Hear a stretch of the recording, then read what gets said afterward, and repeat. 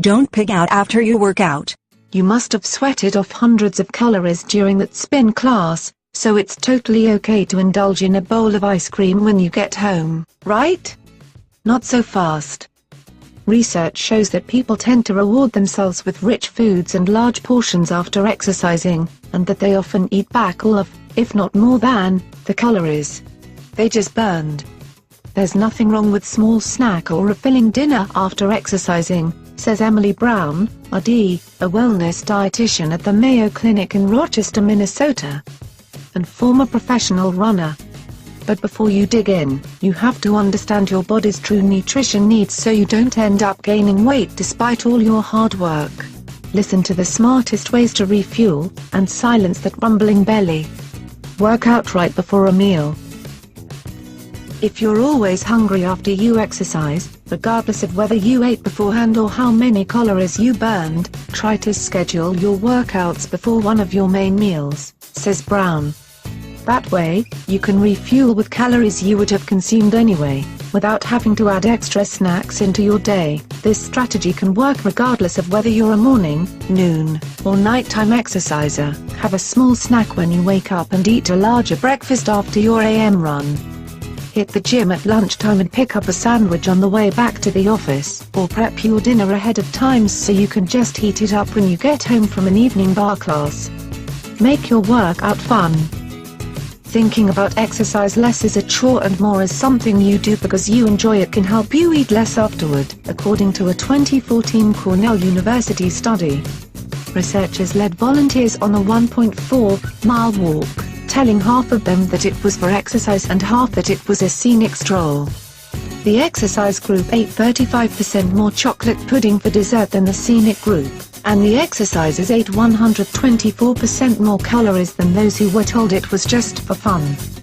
Pair protein and carbs.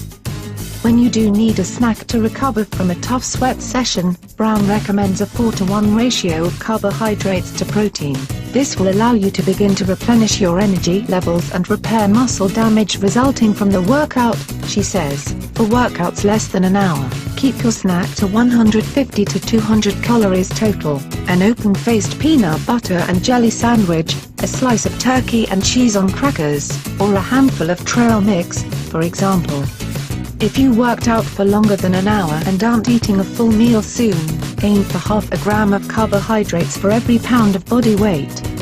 A 140-pound person, for example, should refuel with 70 grams of carbs and about 18 grams of protein. Get milk. Low-fat dairy is another great recovery food with plenty of protein to help tide you over until your next May, says Jim White, RD, owner of Jim White Fitness and Nutrition Studios in Virginia Beach. Plus, studies have shown that refueling with dairy, low-fat chocolate milk, specifically, helps improve subsequent athletic performances better than traditional sports drinks.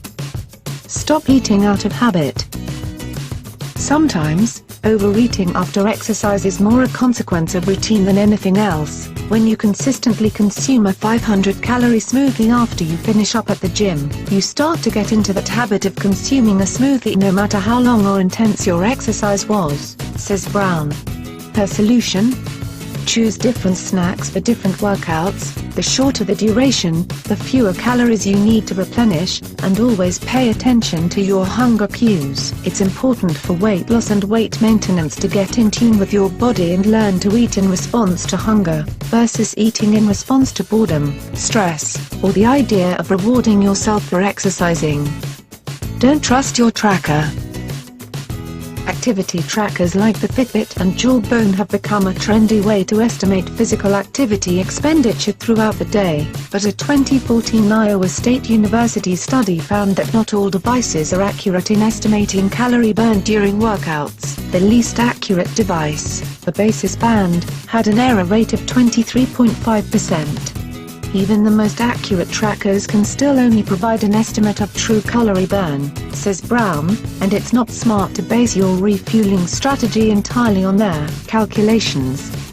You also want to get in the habit of eating in response to hunger and stopping in response to comfortable fullness. This is dictated less by numbers and more by listening to your body.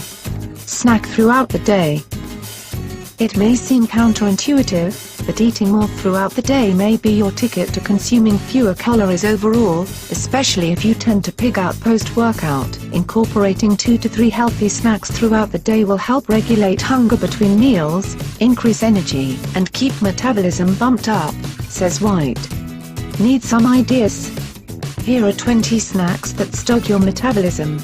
You may feel like you burned 1,000,000 calories during your spin class, but research shows that we tend to overestimate our energy expenditure during exercise, by as much as 4-fold, according to a study from the University of Ottawa. When volunteers were then asked to eat back all the calories they'd just burned, they tended to consume 2 to 3 times more than what they'd actually expended. One high-tech way to prevent overestimating your calorie burn, wear a heart rate monitor. Most of these include a sensor worn around your chest and a wristwatch, which sync together wirelessly. Still, if your heart rate monitor says you burned 600 calories, that's not automatically an excuse to scarf down a 600-calorie sundae. If you are trying to lose weight, you will need to consume fewer calories than you expend, Brown says. Drink water as soon as you're done. Replacing the fluids you lost during a workout should be priority number 1, Matt Fitzgerald, a certified sports nutritionist and author of Diet Cults and the New Rules, Marathon and Half Marathon Nutrition. Having a lot of water in the belly also reduces appetite, not a lot, but a little, he says. Guzzle water as soon as you walk in the door to quench your thirst and take up space in your tummy, just don't consume massive quantities. Taking in too much water, or any fluid, can cause water intoxication due to excessively low levels of salt in the body. Ask yourself if you really need to eat. You've probably heard that it's important to eat something immediately after your workout to help your muscles recover. But the truth is, you might not need to, says Brown. Say you've just finished up a tough run and you know you'd like to hit the gym for weight training in the morning. In that case, yes, you should have something to eat, but if you're taking a few days off before your next hard workout, you probably don't need to worry about refueling quickly, Brown explains. If you're not hungry, then don't force yourself to eat, she says. You're going to eat those calories eventually, so why not save them for your next meal when you're actually hungry? Refuel along the way. For workouts lasting longer than 2 hours, like a long bike ride or a marathon training run, sucking down a gel or sipping a sports drink will keep you from feeling ravenous afterward.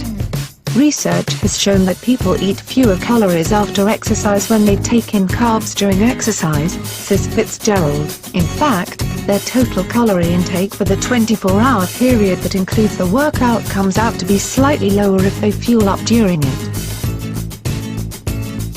Also important, you won't run out of steam halfway through your training session. Try to consume 30 to 60 grams of carbs, that's 120 to 240 calories, every hour after your first hour. Avoid anything with protein, since it takes longer for the stomach to digest. Finally, don't let bad habits get in the way of a slim figure.